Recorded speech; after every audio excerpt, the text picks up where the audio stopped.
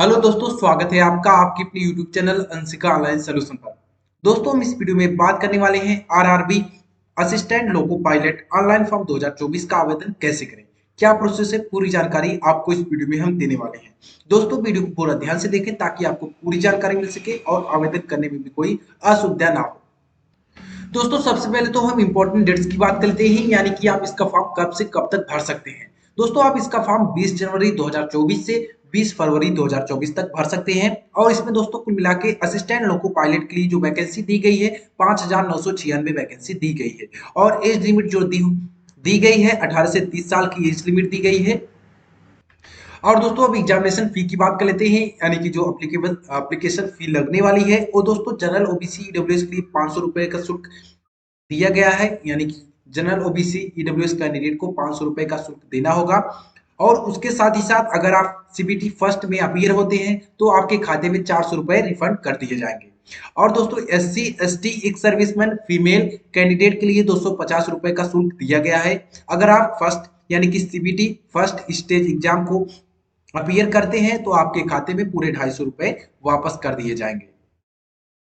अब दोस्तों assistant loco pilot की क्वालिफिकेशन की बात कर लेते हैं। इसमें दोस्तों क्वालिफिकेशन जो होनी चाहिए आपकी, आपके पास हाई स्कूल का सर्टिफिकेट होना चाहिए और उसके साथ ही साथ आपके पास आईटीआई का सर्टिफिकेट होना चाहिए, वो भी एनसीवीटी से या एससीवीटी से, कोई भी से हो चलेगा। उसके साथ ही साथ आपके पास जो ट्रेड होनी चाहिए, fitter, electrician, instrument mechanic, tractor mechanic, welder, दोस्तों टर्नर, वेल्डर, मशीनिस्ट, कोई भी ट्रेड है यानी कि इंजीनियरिंग ट्रेड जो होते हैं वो अगर आपके पास है तो आप आवेदन कर सकते हैं। उसके साथ ही साथ दोस्तों अगर आपके पास हाई स्कूल का सर्टिफिकेट है और डिप्लोमा यानी 3 साल का डिप्लोमा का सर्टिफिकेट है तब भी आप ऑनलाइन कर सकते हैं, आवेदन कर सकते हैं। Mechanical, electrical, electronics, automobile engineering से अगर आपके पास 3 साल का डिप्लोमा है तो दोस्तों आप एलिजिबल हो सकते हैं फॉर्म भरने के। दोस्तों आप नोटिफिकेशन देख सकते हैं, आपको दोस्तों जोन वाइज वैकेंसी को दिया गया है। आप देख सकते हैं कि किस जोन में आप भरना चाहते हैं, देख लें, उसके बाद ही आप आवेदन करें। दोस्तों पूरा नोटिफिकेशन एक बार पढ़ लें, अगर आप एलिजिबल होते हैं तभी आप फॉर्म को अप्लाई करें। अब दोस्तों बात कर लेते हैं कि आप इसका आवेदन कहां से कर सकते हैं। दोस्तों आप आवेदन करने के लिए गूगल पे सर्च कर सकते हैं रिक्रूटमेंट rrb.in। दोस्तों आप इसको गूगल पे सर्च कर ले। इसके बाद दोस्तों आप सीधे इसके ऑफिशियल वेबसाइट पे आ जाते हैं, यानी कि आपको यहाँ पे अप्लाई करने का ऑप्शन मिल जाता है। डायरेक्ट लिंक हम अपने वीडियो के नीचे प्रोवाइड कर देंगे, आप उस पर डायरेक्ट क्लिक करके अपना फॉर्म भर सकते हैं। दोस्तों यहाँ पे इसके ऑफिशियल वेबसाइट पे आ जाते हैं तो आपको यहाँ पे अप्लाई का ऑप्शन मिल जाता है।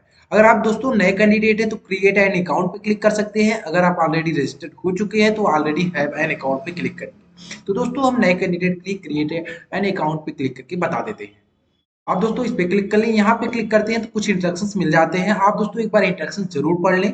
फिर दोस्तों उसके बाद आपको नीचे आना होगा, यहाँ पे आपको डिक्लेरेशन पे क्लिक करना है, फिर आप प्रोसीड करें। अब दोस्तों पहला ऑप्शन आपको मिल जाता है, are you currently divided by RRB या आरआरसी, यानी कि दोस्तों आप आरआरबी या आरआरसी से निष्कासित किए गए हैं तो दोस्तों यस करें, नहीं तो आप नो कर दें। दोस्तों आगे है कि have you undergone LASIK surgery और any surgical procedure to correct reflective error, यानी कि दोस्तों कोई सर्जरी की गई है जो आपके आंखों में रिफ्लेक्टिव एरर के लिए कोई सर्जरी अगर की गई है तो दोस्तों आप यस करें, नहीं तो आप नो करें। अगर आप यस करते हैं तो आप एलिजिबल नहीं होते हैं, यानी कि अगर आपकी आंखों में कोई सर्जरी की गई है रिफ्लेक्टिव एरर के हिसाब से कोई सर्जरी की गई है तो दोस्तों आप अप्लीकेबल नहीं होंगे फॉर्म भरने के। तो दोस्तों अगर आपके पास कोई सर्जरी नहीं है, यानी कि आपकी कोई सर्जरी नहीं की गई है तो दोस्तों आप नो कर दें इसको। फिर दोस्तों आगे दिया है कि are you person with benchmark disability, अगर आप इससे आते हैं, इसमें आते हैं तो यस करें, नहीं तो आप नो कर दें। फिर आगे है सिटीजन ऑफ इंडिया, यानी कि नेशनलिटी आप सिलेक्ट कर लें। दोस्तों नेशनलिटी आप सिलेक्ट कर लें, इंडियन सिलेक्ट कर लें। इसके बाद दोस्तों आपको पर्सनल इन्फॉर्मेशन भरनी है, वो भी आपके हाई स्कूल के मार्कशीट के अनुसार ही आपको डिटेल्स भरनी है। यहाँ पे फुल नेम भरना होगा, फुल नेम अपना भर ले, जो भी आपका नाम है आप दोस्तों उसको नाम भर ले। फिर यहाँ पे रीटाइप फुल नेम, यानी कि यहाँ पे पूरा नाम आपको दोहराना होगा। फिर आगे दिया कि have you changed your name, कभी आपने अपना नाम चेंज किया है तो यस करें, नहीं तो आप नो कर दें। फिर आगे आपको डेट ऑफ बर्थ भरनी है, जो भी आपकी डेट ऑफ बर्थ है आप उसको यहाँ पे भर लें। फिर यहाँ पे डेट ऑफ बर्थ को आपको रिसिलेक्ट करना होता है। फिर यहाँ पे जेंडर सेलेक्ट कर लें, जेंडर। फिर यहाँ पे जेंडर को रीसिलेक्ट करें। फिर फादर्स नेम भरना होता है, फादर्स नेम जो भी है आपका भर ले। फादर्स नेम को रीसिलेक्ट करें यानी कि रीटाइप करें आपको। फिर दोस्तों यहाँ पे मदर्स नेम भरना होता है, फिर मदर्स नेम को रीटाइप करें। अब दोस्तों आगे आपको आधार वेरिफिकेशन करना होता है। यहाँ पे अपना आधार नंबर आपको डालना होता है, inter your Aadhaar card number. अगर आपके पास दोस्तों आधार कार्ड नंबर है तो दोस्तों आप आधार कार्ड नंबर डालें। उसके बाद आपको यूजिंग यानी कि वेरीफाई यूजिंग आधार पे क्लिक करना होगा। अगर आपके पास आधार कार्ड नंबर नहीं है तो दोस्तों I don't have Aadhaar card यहाँ पे आप क्लिक कर सकते हैं। आपके पास आधार कार्ड है तो यहाँ पे आधार कार्ड नंबर डालें, उसके बाद यूजिंग वेरीफाई यूजिंग आधार पे क्लिक करें।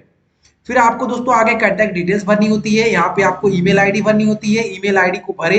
उसके बाद आपको जनरेट ईमेल ओटीपी पे क्लिक करना होता है। उसके बाद ओटीपी जाती है आपकी ईमेल पे, उसको यहाँ पे डाल के वेरीफाई करना है।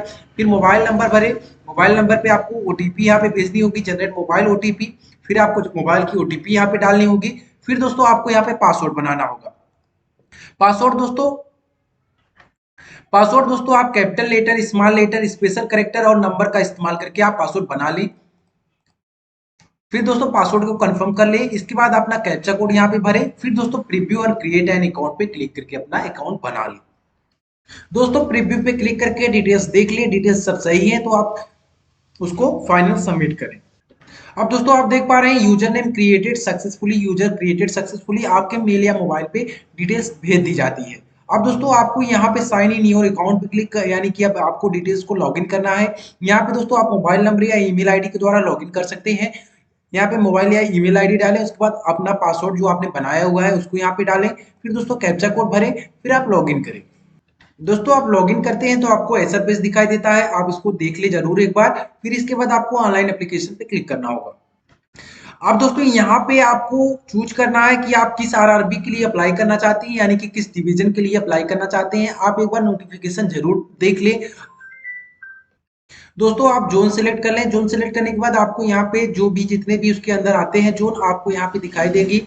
हमने दोस्तों बिलासपुर सेलेक्ट किया है। अगर आप बिलासपुर सेलेक्ट करना चाहते हैं तो आप सिलेक्ट कर सकते हैं। यहाँ पे दोस्तों आपको दो ऑप्शन मिल जाते हैं, यानी कि इसमें SCCR भी आता है और CRB रीजन आता है, यानी कि साउथ ईस्टर्न सेंट्रल रीजन आता है, उसके बाद सेंट्रल रीजन आता है। तो दोस्तों अगर आप दोनों के लिए अप्लाई करना चाहते हैं तो दोनों आप पे आप क्लिक कर सकते हैं, फिर आप एग्री करें, फिर आप नेक्स्ट करें। ऐसे ही आप जिस रीजन को सिलेक्ट करना चाहते हैं, जिस जोन को सिलेक्ट करना चाहते हैं आप कर सकते हैं, फिर आप नेक्स्ट करें। दोस्तों अब आपको यहाँ पे 5 डिटेल्स भरनी है, यानी कि 5 स्टेप्स में आपको फॉर्म को कंप्लीट करना है। पहले तो पर्सनल डिटेल्स है, अदर डिटेल्स है, एजुकेशनल डिटेल्स, क्वालिफिकेशन भरनी है। उसके बाद अपलोड प्रोफाइल डॉक्यूमेंट्स है, उसके बाद प्रेफरेंस एंड प्रीव्यू का ऑप्शन है। तो दोस्तों आपको 5 स्टेप्स में फॉर्म को कंप्लीट करना है। जो डिटेल्स नहीं भरी है अब आपको वही भरना है। दोस्तों आपकी आधी डिटेल्स भरी है। नीचे आपको मैरिटल स्टेटस सिलेक्ट करना होता है, मैरिड है या अनमैरिड आप सिलेक्ट कर लें। फिर यहाँ पे अपना धर्म सिलेक्ट करना होता है, धर्म सिलेक्ट कर लें आगे। फिर आगे दिया है कि choice of language of examination, यानी कि दोस्तों आप किस भाषा में परीक्षा देना चाहते हैं, आप लैंग्वेज चूज कर लें।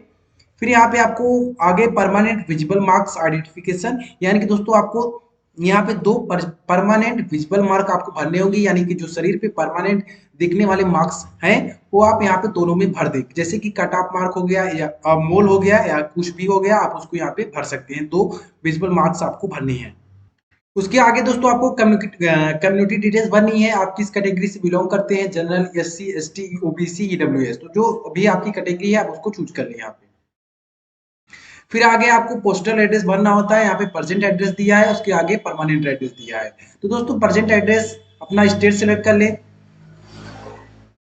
डिस्ट्रिक्ट क्या है आप उसको सिलेक्ट कर लें।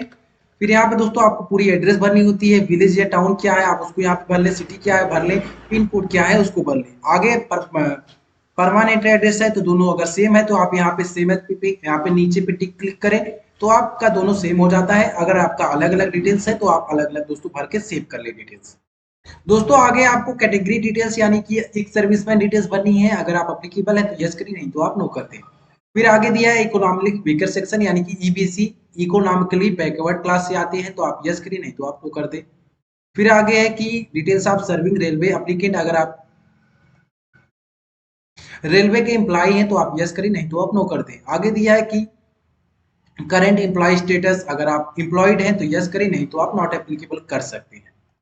फिर यहाँ पे दिया है कि details of course complete act apprentice, अब दोस्तों यहाँ पे दिया है कि आप अप्रेंटिस कर चुके हैं तो यस करें, यस करते हैं तो यहाँ पे ट्रेड सिलेक्ट करना होता है, आप जिस ट्रेड से किए हैं, उसके बाद कब से कब तक किए हैं, ट्रेनिंग फ्रॉम डेट है, ट्रेनिंग टू डेट है, उसके बाद दोस्तों यहाँ पे ड्यूरेशन आ जाता है, सर्टिफिकेट नंबर क्या है, सर्टिफिकेट डेट क्या है, आप उसको भर सकते हैं। अगर आप नहीं किए हैं तो आप नो कर दें। इसके आगे आपको बैंक अकाउंट डिटेल्स भरनी होती है जिसमें आपका फ्री रिफंड होता है। तो दोस्तों यहाँ पे आपको एक नेम, आप अकाउंट होल्डर का नाम भर लें, अकाउंट नंबर भर लें, अकाउंट नंबर को कंफर्म कर लें, आईएफएससी कोड भर लें, फिर इसको कंफर्म करें। उसके बाद आपका बैंक आ जाता है, बैंक का एड्रेस आ जाता है। तो दोस्तों आप इतना डिटेल्स भर के डिटेल्स को सेव करके नेक्स्ट करें।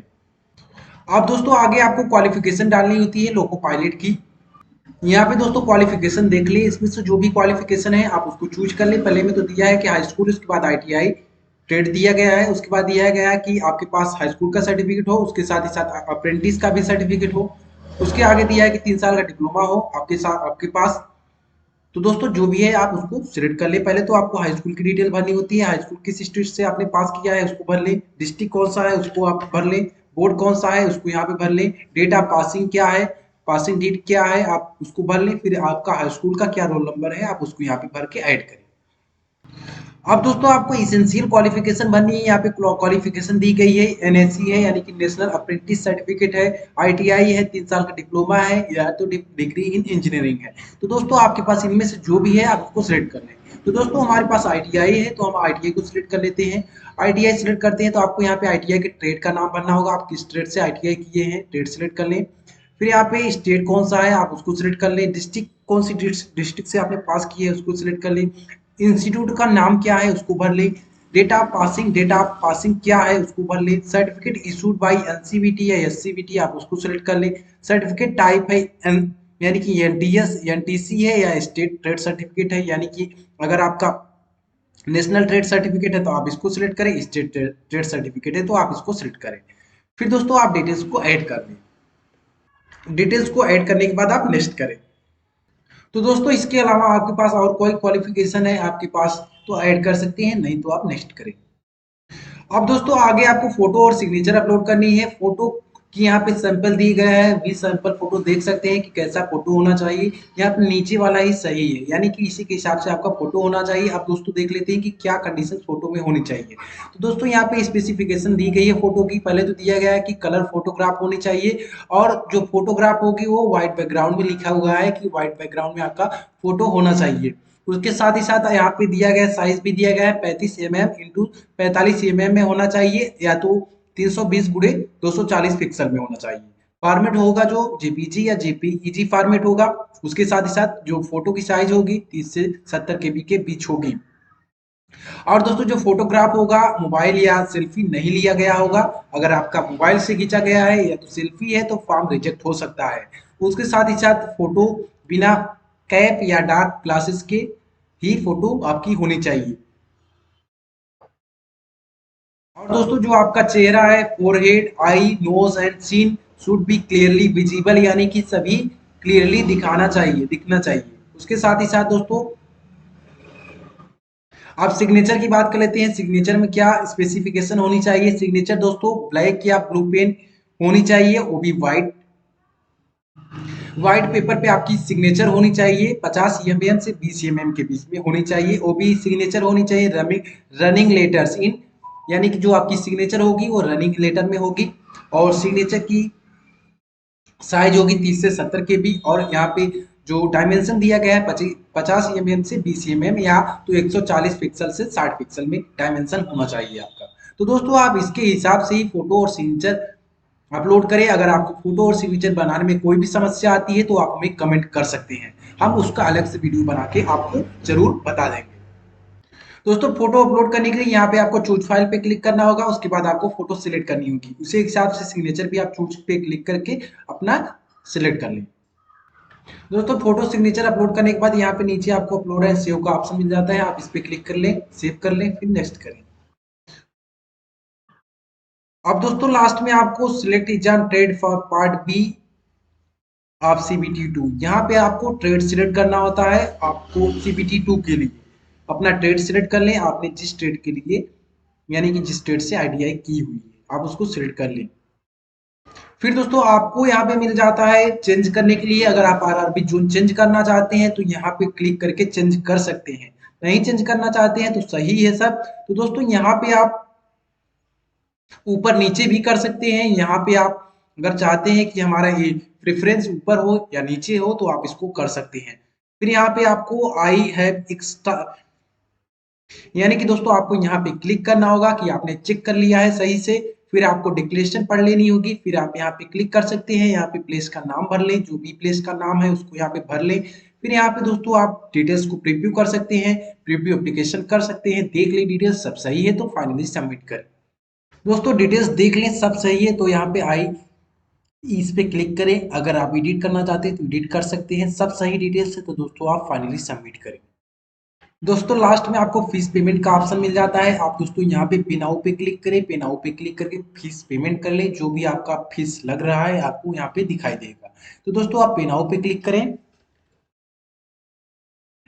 यहाँ पे दोस्तों debit card, net banking, UPI, NEFT, SBI branch payment, जो भी आपके पास ऑप्शन उपलब्ध है आप दोस्तों उसके माध्यम से पेमेंट कर लें। पेमेंट करने के बाद आपको फाइनल प्रिंट मिल जाएगी। तो दोस्तों हम पेमेंट करके आपको बता देते हैं। डेबिट कार्ड या क्रेडिट कार्ड के माध्यम से हम पेमेंट कर लेते हैं। दोस्तों पेमेंट करने के बाद आपको पेमेंट की रसीद मिल जाती है। आपका नाम दिखाई देता है, पूरी डिटेल्स दिखाई देती है, रजिस्ट्रेशन रजिस्ट्रेशन नंबर दिखाई देता है। तो दोस्तों यहाँ पे स्टेटस दिखाई देता है पेड का। आप दोस्तों इसको प्रिंट कर सकते हैं। प्रिंट करके सेव कर लें, फिर बैक ऑप्शन पे जाएं तो आपको फाइनल प्रिंट मिल जाएगी।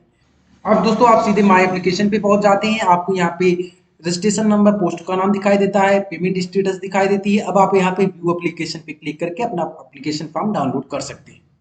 दोस्तों आपको फाइनल प्रिंट मिल जाता है। आप प्रिंट करके सेव करके रख लें ताकि जब भी आपको इसकी आवश्यकता पड़े आपको कोई भी प्रॉब्लम ना हो।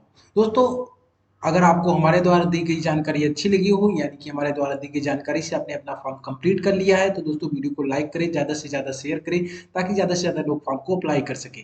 और आपको दोस्तों फॉर्म भरने में कोई भी समस्या आती है आप हमें कमेंट कर सकते हैं। दोस्तों फोटो और सिग्नेचर अपलोड करने में कोई भी समस्या आती है तो आप हमें कमेंट जरूर करें। दोस्तों वीडियो देखने